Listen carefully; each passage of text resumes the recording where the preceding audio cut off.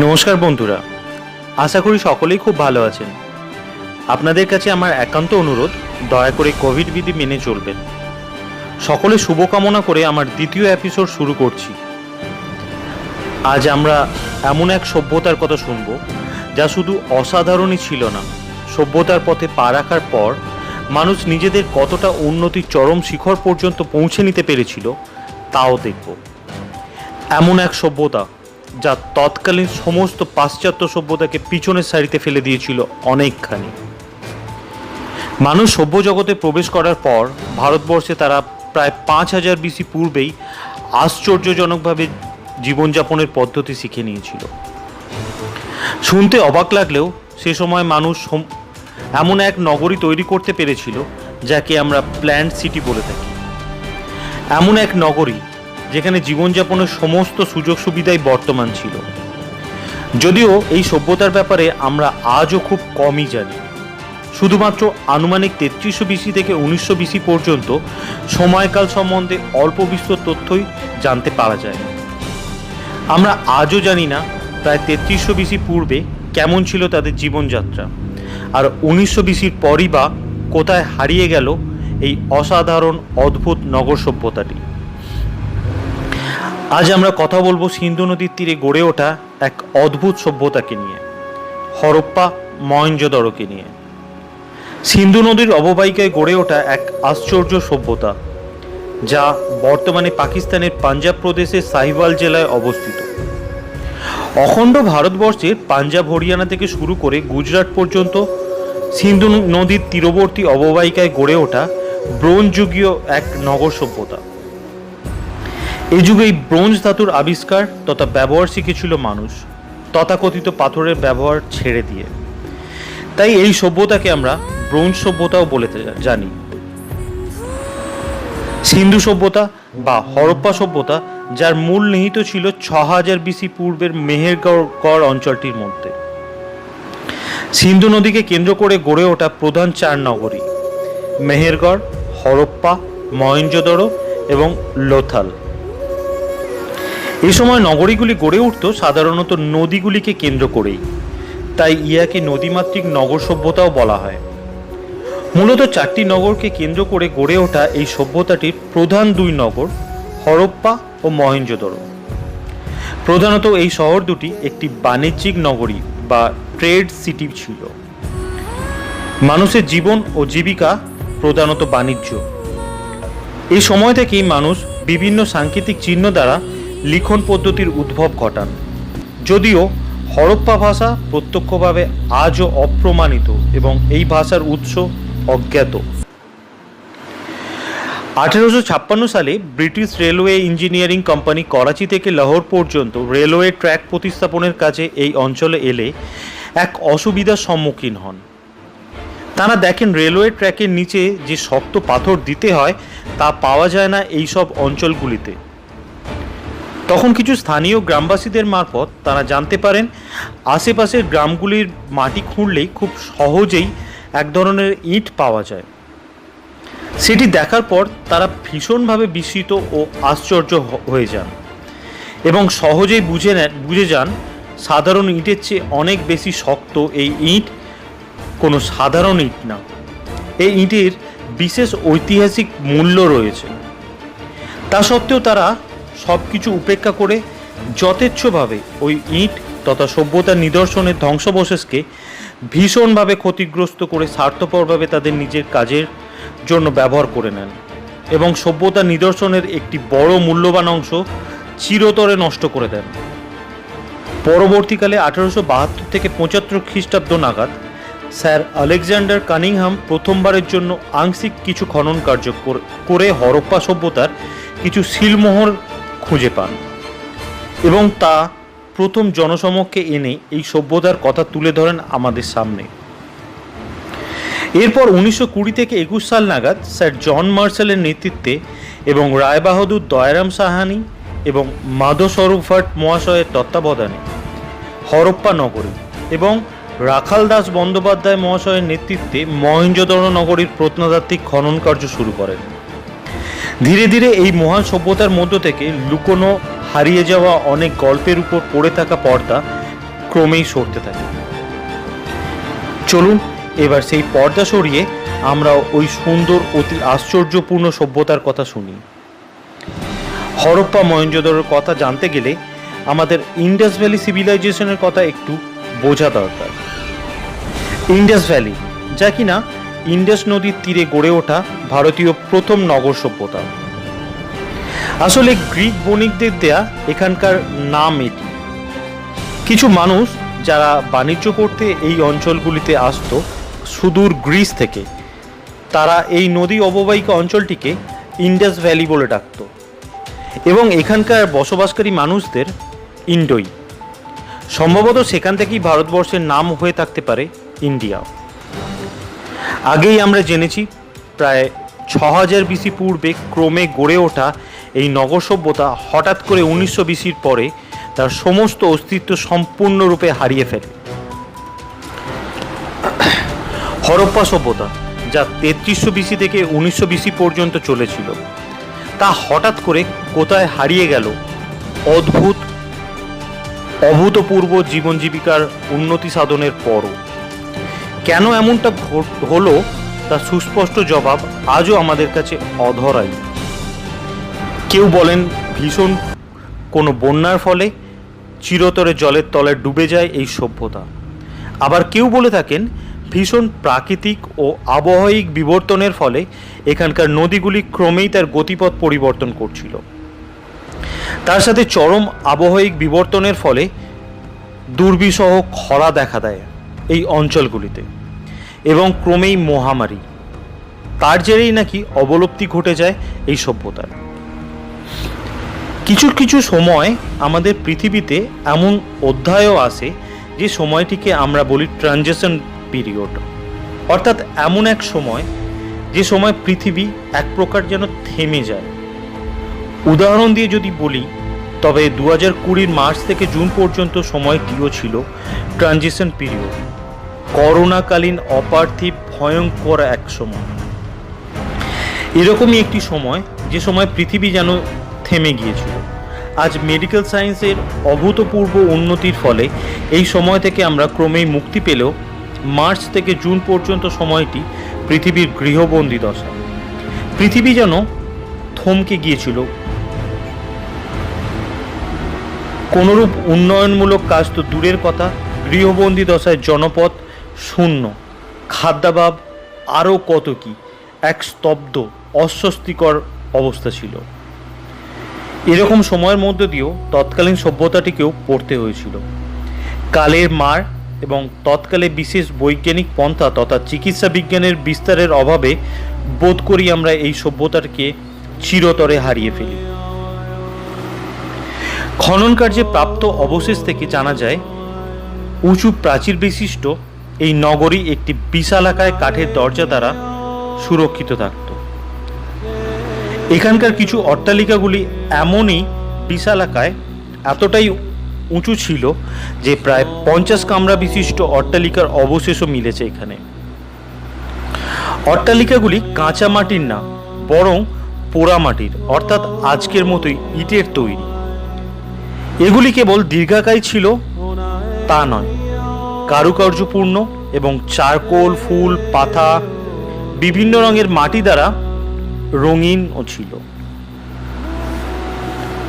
এমনকি এখানকার গৃহ অট্টালিকাগুলিতে নিজ নিজ স্নানাগারের ব্যবস্থাও ছিল, যেগুলি এতটাই উন্নত যে সিন্ধু নদী থেকে পরিশুদ্ধ বা ফ্রেশ জল আনা এবং নোংরা জল মাটির নিচে তৈরি বিশেষ পথ দিয়ে বের করে দেওয়ার ব্যবস্থাও তারা করেছিল।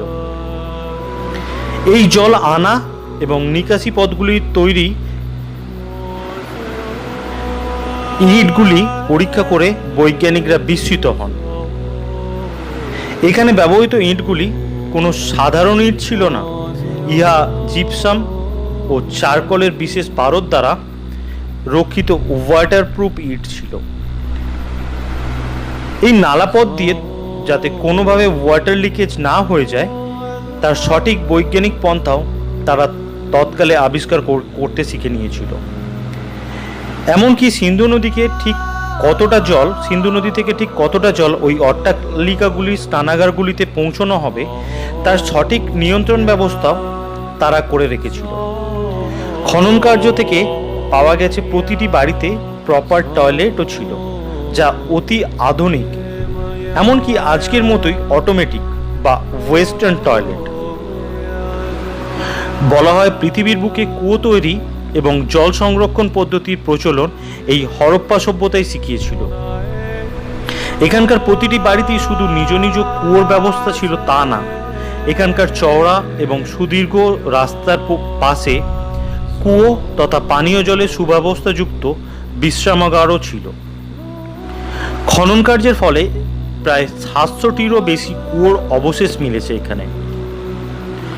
মহেঞ্জোদারোর খোঁজ পাওয়ার পর জানা যায় তারা শুধু নদীকে সুন্দর শৃঙ্খলাবদ্ধভাবে ব্যবহার করতেই শেখেনি, তারা অসময়ে পানীয় জলের চাহিদা মেটাতে বৃষ্টির জলকে অভূতপূর্ণ বৈজ্ঞানিক প্রসেসের মাধ্যমে সংরক্ষণ প্রসেসও জানত, যা আজকের দিনও সত্যিই বিস্ময়কর।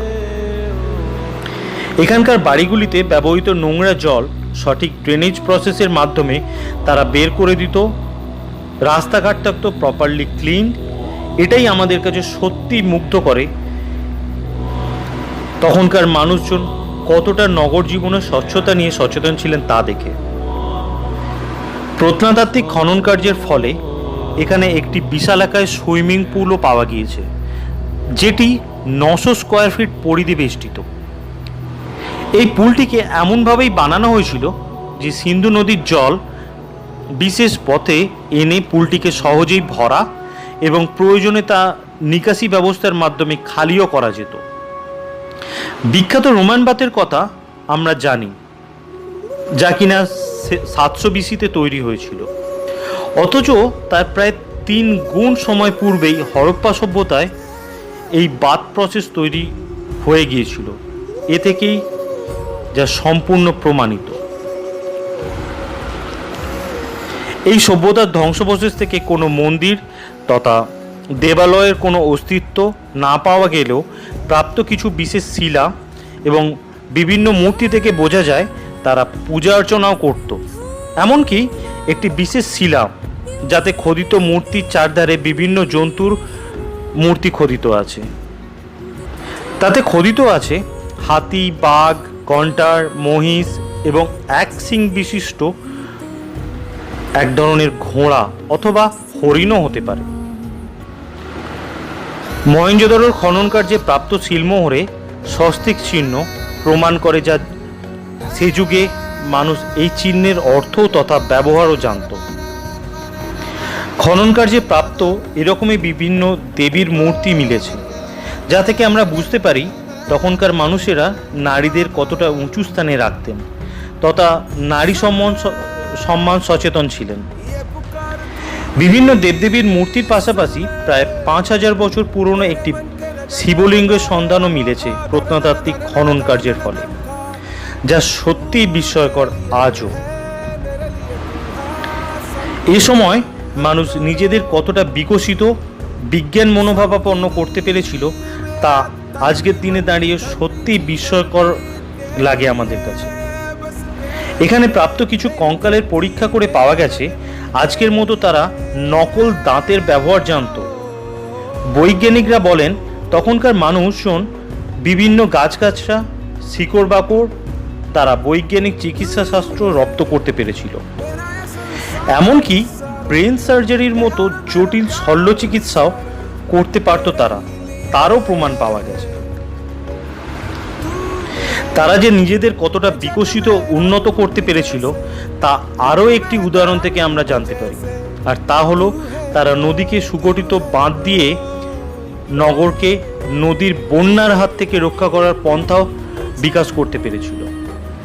নদীর সাথে নগরের মধ্যে তৈরি করা ছোট ছোট অসংখ্য জলাশয়কে যুক্ত করে নদীর জলকে জনজীবনের প্রয়োজন মতো শুধু প্রপার ওয়েতে ব্যবহারই করতে শিখেছিল তা নয়, এই ছোট ছোট জলাশয়গুলি তৈরি করে তা নদীর সাথে যুক্ত করে নদীর জলোচ্ছ্বাস বা বন্যার হাত থেকে বাঁচতে কীভাবে প্রয়োজনে জল কমানো বাড়ানো যেতে পারে তার পন্থাও তারা আবিষ্কার করে ফেলেছিল।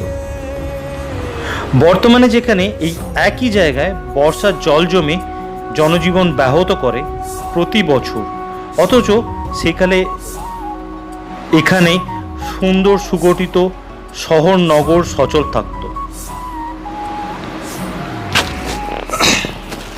এ সময় বিনোদন হিসেবে গান বাজনা নৃত্যর আসর বসত। কিছু প্রাপ্ত মূর্তি নৃত্যভঙ্গিতে, যা ইহা প্রমাণ করে, এবং বিনোদন হিসেবে বিভিন্ন রকমের ক্রীড়া প্রতিযোগিতাও যে চলছিল তারও সুস্পষ্ট প্রমাণ মেলে এই সময়। এমনকি কিছু খেলা এমনও ছিল যা আজও মানুষ খেলে থাকে। দাবার মতো এক প্রকার খেলার সরঞ্জাম তথা ঘুঁটির অবশেষও পাওয়া গেছে। হরপ্পা সভ্যতাকে আসলে আমরা একটি বিশেষ কারণে জেনে থাকি, আর তা হলো তার ট্রেড প্রসেস। এই সভ্যতাটি ছিল আসলেই একটি বাণিজ্যিক নগরী। এতদিন পর্যন্ত মানুষ শুধু জিনিসপত্রর অদল বদল প্রণালী বা সিম্পল ট্রেড প্রসেসের মাধ্যমে আরবান লাইফে বা সিভিলাইজেশনে প্রবেশ করতে পেরেছিল। এই সভ্যতায় এসে তারা বিকশিত ট্রেড প্রসেসের মাধ্যমে প্রপারলি সিভিলাইজড হলো। শুধুমাত্র জিনিসপত্র অদল বদল পন্থা ছেড়ে তারা আবিষ্কার করলো বিশেষভাবে মুদ্রিত শিলা তথা সিক্কা। শুরু করলো মুদ্রার বদলে জিনিসপত্র কেনা বেচা। শুরু করলো প্রপার ট্রেড প্রসেস। এই প্রপার প্রসেসের ফলেই তৈরি হয়েছিল প্রপার আরবান লাইফ তথা নগর জীবন। বর্তমানে আবুধাবিতে একটি প্রত্নতাত্ত্বিক খনন কার্যের ফলে মহেঞ্জোদারোতে ব্যবহৃত কিছু জিনিসপত্র এবং সিক্কা বা মুদ্রার সন্ধানও পাওয়া গেছে। আমরা জানতে পেরেছি তারা নদীকে বিকশিত ব্যবসায়িক পথ হিসেবে ব্যবহার করবার পদ্ধতি শিখে নিয়েছিল। অবিশ্বাস্য এই ৩৫০০ কিলোমিটার দূরে প্রাপ্ত মুদ্রার সাক্ষ্য সত্যিই আমাদের আপ্লুত বিস্মিত করে। তারা নৌ ব্যবস্থায় জলপথের মাধ্যমে অনেক দূর পর্যন্ত ব্যবসায়িক লেনদেনের মাধ্যমে নিজেদের ছড়িয়ে ফেলতে পেরেছিল সারা পৃথিবীর বুকে। আনুমানিক ৫০০০ বিসিতে শুরু হওয়া এক সভ্যতা, যা ক্রমে এত উন্নততর হওয়ার পরেও ১৯০০ বিসির পরে নিজের অস্তিত্ব সম্পূর্ণরূপে হারিয়ে ফেলে। বৈজ্ঞানিক দ্বারা এখানকার জিনিসপত্রে কার্বন ডেটিংয়ের পর বলা হয় ভীষণ আবহাওয়িক পরিবর্তনের কারণেই ইহার বিলুপ্তি ঘটেছিল। যদি এই সভ্যতা এভাবে বিলুপ্ত না হতো তবে ভারতবর্ষের রূপরেখা তথা জীবনযাত্রা এক অন্যই মাত্রা পেতে পারত। তবে এখানে মানুষ থেমে থাকেনি। মানুষ নতুনভাবে নতুন দিশায় আবার বাঁচা শুরু করেছে, সৃষ্টি করেছে আবার এক বিস্ময়কর সভ্যতার। কিছুদিনের এক কালের অবসরের পর বা ট্রানজিশন পিরিয়ডটির পর শুরু করলো তারা বৈদিক সভ্যতা। বিদেশ থেকে আসা এক জাতিগোষ্ঠী ভারতের স্থানীয় মানুষদের সাথে করে নিয়ে গড়ে তুলল আবারও এক নতুন সভ্যতার। শুরু হবে আবার এক নতুন অধ্যায়ে, এক অভূতপূর্ণ যুগ, বৈদিক যুগ। আমরা পরবর্তী অধ্যায়ে এই বিশেষ সময়কালের কথাই শুনব। আজকের মতো সকলের কাছে শুভ কামনা করে বিদায় নিচ্ছি। আমার এই পর্বটি ভালো লেগে থাকলে লাইক করতে, সাবস্ক্রাইব করতে ভুলবেন না প্লিজ। আপনাদের লাইক করাই আমাকে অনুপ্রাণিত করে। আজকের মতো নমস্কার।